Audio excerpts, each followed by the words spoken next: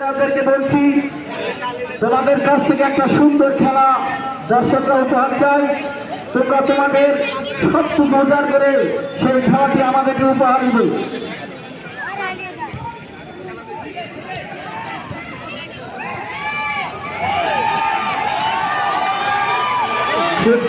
উত্তেজনার মধ্যে খেলা দেখতে পাচ্ছি আমরা।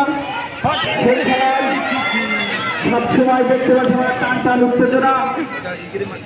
হয়তো কোন দিকে গোল হবে ভাবা যায় না, হয়তো কোন দিকে গোল হবে ভাবা যায় না।